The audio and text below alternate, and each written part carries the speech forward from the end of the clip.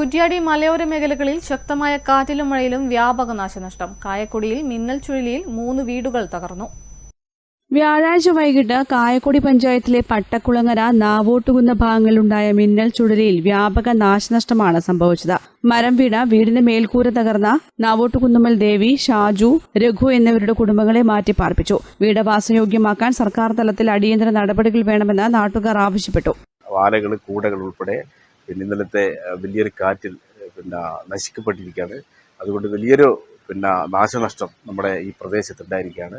അധികൃതരുടെ ഭാഗത്തു നിന്നൊക്കെ നല്ല ഇടപെടലുണ്ടായിട്ടുണ്ട്. ഗ്രാമപഞ്ചായത്ത് അതുപോലെ തന്നെ വില്ലേജ് ഓഫീസർ ഉൾപ്പെടെയുള്ള ആളുകളൊക്കെ വന്ന് കാര്യങ്ങളൊക്കെ നിരീക്ഷിച്ചിട്ടുണ്ട്. വേണ്ട സഹായങ്ങളും ബന്ധപ്പെട്ട കാര്യങ്ങളൊക്കെ ചെയ്യുമെന്ന് അവർ പറഞ്ഞിട്ടുണ്ട്. വീടുകൾ അത് മാത്രമല്ല, വീടുകൾ പുനർനിർമ്മിക്കാൻ വേണ്ടിയിട്ടുള്ള ഒരു പ്രവർത്തനം കൂടി നടത്തേണ്ടതുണ്ട്. 2 വീടുകൾ ഏകദേശം പൂർണ്ണമായും നശിച്ച രീതിയിലാണ് ഉള്ളത്. അതുകൊണ്ട് ആ രീതിയിലുള്ള ഒരു സംവിധാനം കൂടിയും അധികൃതരുടെ ഭാഗത്തുനിന്നുണ്ടാകുമെന്നാണ് പ്രതീക്ഷിക്കുന്നത്.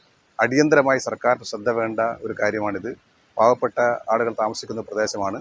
അവർക്കാണ് നഷ്ടമുണ്ടായിരിക്കുന്നത്. സർക്കാർ അടിയന്തര സഹായം എന്ന നിലക്ക് നടപടികൾ സ്വീകരിക്കണമെന്ന് പ്രത്യേകമായി ആവശ്യപ്പെടുകയാണ്. കാർഷിക മേഖലയിലും വ്യാപക നാശനഷ്ടമാണ് ഉണ്ടായത്. തെങ്ങുൾപ്പെടെ നിരവധി മരങ്ങൾ കടപുഴകി വീണു. News bureau, Kuttiadi.